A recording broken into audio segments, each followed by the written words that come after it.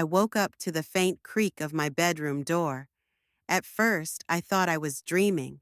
The soft glow of moonlight spilled through my window, casting long shadows across the room. My heart began to race as I lay still, unsure if I should move or stay frozen. That's when I heard the sound, soft footsteps, careful and deliberate. Someone was in my room. My mind raced with questions. Was it my brother sneaking in to play another prank? Or was it someone else? I kept my eyes barely open, pretending to still be asleep. I could feel the weight of their presence, the tension thick in the air. A shiver ran down my spine as I realized this wasn't a joke. The figure moved closer, their silhouette barely visible in the dim light. Every instinct told me to scream, to grab my phone, to do something, but fear held me hostage, pinning me to my bed. I strained to hear, hoping to figure out who it was, or what they wanted. Then, just as the figure leaned over me, I caught a familiar scent. It was faint but unmistakable, and it only made things more confusing. What were they doing here at this hour? And why hadn't they said anything? The silence was deafening, the seconds dragging on like hours. My thoughts spiraled. Should I confront them? Should I run? But before I could decide, they whispered something so faint, I almost didn't catch it. My heart skipped a beat. And then, everything changed. I stayed completely still, my body tense, my breathing shallow. The whisper was too quiet for me to understand, but it was enough to send my thoughts spinning. I knew that voice. It was unmistakable. But why were they here? And why would they come into my room like this, in the middle of the night? It didn't make sense. The figure stepped back slightly, their movements deliberate, almost hesitant, as if they weren't sure whether to stay or leave. I risked cracking my eyes open just a bit more, trying to get a better look. My stomach sank. It was him, someone I hadn't seen in years but could never forget. The memories came rushing back all at once, overwhelming and disorienting. What could he possibly want now, after all this time? I thought back to the last time we'd spoken, the way things had ended between us. It hadn't been on good terms, and I never expected to see him again, let alone like this. His sudden appearance brought a flood of unanswered questions. Was he here to make amends? To explain himself? Or was there something darker at play? The moonlight caught the edge of his face for just a second, and I could see the tension in his expression. He looked conflicted, almost regretful, but that didn't ease the knot forming in my chest.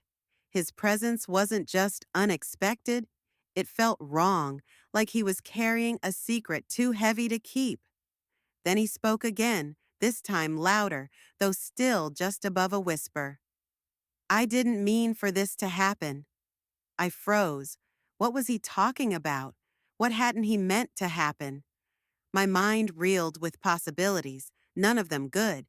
Before I could say or do anything, he turned toward the door, hesitating as if waiting for something, or someone, to stop him.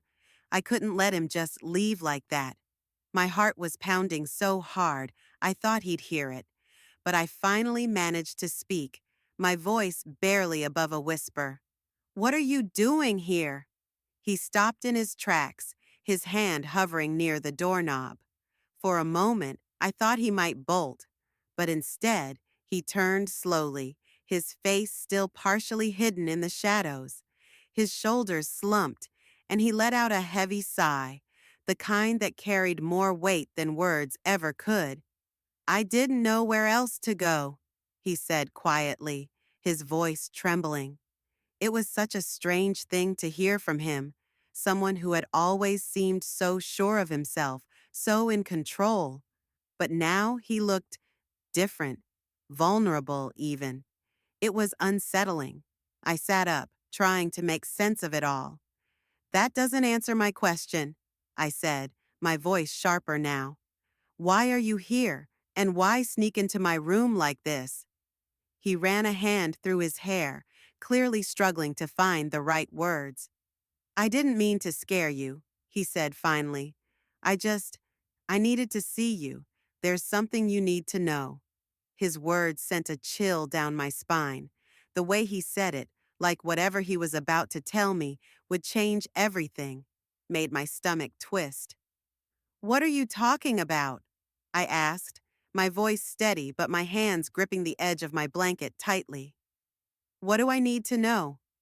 He hesitated again, his eyes darting to the door as if he were debating whether to stay or leave. It's not safe to talk here, he said finally, but I'll explain everything. Just trust me. Trust him? That was a lot to ask, considering everything that had happened between us. But before I could respond, I heard another sound, a faint noise from the hallway. My head snapped toward the door, my pulse quickening. I wasn't sure if it was paranoia or if someone else was actually out there. He noticed, too, his body tensing as he stepped back toward me. Listen, he whispered urgently, his voice barely audible. If you don't hear me out, you'll regret it. But we have to leave, now. And just like that, the quiet tension in the room turned into something far more dangerous. I didn't know what to believe, but the urgency in his voice was undeniable. My mind raced with questions, but before I could ask any of them, he grabbed my arm gently but firmly. Please, he said, his eyes locking onto mine, a mix of desperation and fear. You're in danger, and we don't have time to argue. Danger? The word hit me like a cold wave, freezing me in place. What kind of danger? From who? Or what? My body moved almost on instinct as I slipped out of bed, the floor cold beneath my feet. He glanced toward the door, his expression hardening. Stay quiet, he whispered. The faint sound from the hallway grew louder, a shuffle, almost like someone trying to move without being heard. My heart pounded in my chest as he slowly reached for the door, pressing his ear against it. I watched him, every nerve in my body on edge, waiting for something to happen. His face turned grim. They're here, he muttered under his breath, barely loud enough for me to hear. They? Who's they? I whispered back, my voice trembling despite my best effort to stay calm. He didn't answer. Instead, he motioned for me to follow him, his movements quick and deliberate. The tension in the air was suffocating as we crept toward the window. He slid it open with practiced ease, the cool night air rushing in. We have to go now, he said, helping me climb through. I'll explain everything once we're safe. As soon as my feet hit the ground outside, I realized just how unprepared I was for whatever this was. The street was eerily quiet, the kind of silence that felt unnatural, like the world was holding its breath. I turned to him, my voice barely above a whisper. You can't just drag me out here without telling me what's going on. He shook his head, his eyes scanning the shadows like he was expecting something, or someone, to appear at any moment. There's no time, he said, his voice tight. They know you're here, and if they find us... His words trailed off, but the look in his eyes said it all. Whoever or whatever was after us, they weren't going to stop. And the worst part? I didn't even know why. I didn't have time to process what was happening before he grabbed my hand and pulled me into the shadows along the side of the house. His grip was firm, but his hand was shaking, and that terrified me more than anything else. He was always so calm, so in control. Seeing him like this, unraveling in front of me, made the situation feel even more dangerous. We darted through the yard, staying low as he guided me toward the back gate. The night felt colder now, the air heavy with an eerie stillness. I kept glancing over my shoulder, convinced we were being watched. Every shadow seemed alive. Every faint rustle made my heart race. Just as we reached the gate, he stopped abruptly, his body tensing. Wait, he whispered, holding up a hand. His eyes scanned the darkness, his breathing shallow. For a moment there was nothing but silence, and then I heard it. A faint click, like the sound of a lock being undone. It came from somewhere nearby, too close for comfort. He pulled me back into the shadows, pressing his finger to his lips to keep me quiet. My heart was pounding so loudly I was sure whoever, or whatever was out there, could hear it. I wanted to ask what was going on, who was after us, but the fear in his eyes kept me silent. Then, out of nowhere, he turned to me, his voice barely audible. "There's something I didn't tell you," he said, his tone heavy with regret. "What do you mean?" I whispered back, my stomach sinking. Before he could answer, a beam of light swept across the yard, cutting through the darkness. We ducked lower, crouching behind a bush as footsteps approached. I could hear voices now, low, deliberate, and way too close. I strained to make out what they were saying, but the words were muffled. All I knew was that they were looking for us. His hand tightened around mine as the light moved closer. "We can't stay here," he whispered urgently. "If they catch us—" He didn't finish the sentence, but he didn't need to. The fear in his voice said enough. We waited until the light moved past us, the footsteps fading slightly, and then he motioned for me to follow. We slipped through the gate as quietly as we could, emerging onto a narrow alley. The air here felt heavier, like it carried the weight of something I couldn't quite name. As we moved further into the alley, he finally spoke again. "I didn't just come to warn you," he said, his voice low and uneven. "I came to fix something I did." I stopped in my tracks, staring at him. "What are you talking about? What did you do?" He hesitated, his face shadowed in the dim light. "I led them to you," he said, his voice barely above a whisper. "I didn't mean to, but they found out about you because of me." My stomach dropped. The betrayal hit me like a punch to the gut. But before I could say anything, the sound of footsteps echoed down the alley, louder this time. They were closing in. Whatever was happening, it wasn't just about me anymore. It was about survival. The footsteps were growing louder, echoing off the narrow walls of the alley. My breath quickened, and I turned to him, desperate for answers. "You led them to me?" I hissed, my voice barely controlled. "Who are they? What do they want?" He looked at me with something between guilt and panic. "It wasn't supposed to happen like this," he whispered. "I thought I could keep you safe. I thought I had more time." Before I could press him further, a figure emerged from the shadows at the end of the alley. They were holding a flashlight, its beam cutting through the darkness and landing directly on us. "There they are," a voice called out, sharp and commanding. My stomach twisted in fear. "Run!" he shouted, grabbing my hand and pulling me forward. We sprinted down the alley, our footsteps pounding against the pavement. My lungs burned and my mind raced, trying to make sense of everything. Who were these people? Why was he so afraid of them? And why had he dragged me into this? We turned a corner, ducking into a side street, but it was too late. Another figure stepped out in front of us, blocking our path.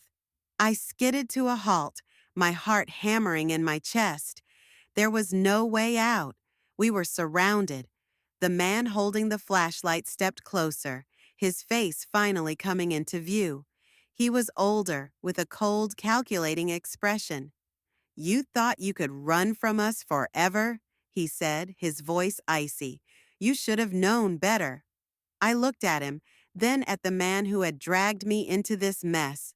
"What is going on?" I demanded, my voice shaking. "Tell me the truth." The man beside me took a deep breath, his hands clenched into fists. "They're after something I took," he admitted. "Something I thought would protect you. The older man laughed, a cruel sound that sent chills down my spine. You mean the drive? He said, stepping closer. The one you risked everything for? My companion hesitated, then reached into his pocket, pulling out a small metallic object.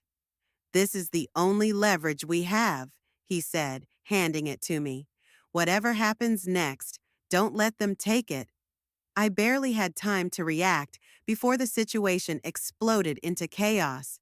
The men lunged toward us, and I realized with a sinking feeling that this was far from over.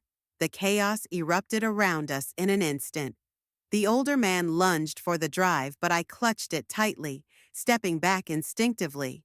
My companion blocked the attacker with a sudden burst of strength, shoving him to the side. "Run!" he yelled, his voice raw with urgency. "Go now!" I hesitated, frozen by fear and confusion. I didn't want to leave him behind, but the desperation in his voice told me I had no choice. Clutching the drive tightly, I turned and bolted, my legs carrying me down the alley as fast as they could. Behind me, I heard the sound of a scuffle, grunts, footsteps, the clang of something hitting the ground, but I didn't dare look back. I didn't stop running until I reached the main road, where the lights and distant sounds of cars made me feel just a little safer. My chest heaved as I tried to catch my breath, my mind racing with questions. What had I just been dragged into? What was so important about this drive that people were willing to risk everything for it? As I stood there, the cool night air hitting my face, a car screeched to a halt nearby. My heart skipped a beat, but it wasn't them. Instead, it was an unmarked vehicle, and two people stepped out, faces grim, dressed like agents of some kind. They walked up to me with purpose, their eyes falling on the drive in my hand. "You have something that doesn't belong to you," one of them said firmly, but not unkindly. "We need it." I hesitated, looking back toward the alley where I'd left him. I didn't know who to trust anymore, but one thing was clear. Whatever this drive contained had turned my life upside down in a single night. Slowly, I handed it over. As they drove away, I felt a strange mix of relief and loss. The danger was over, but the answers I wanted were gone with them. I knew my life would never quite be the same after this.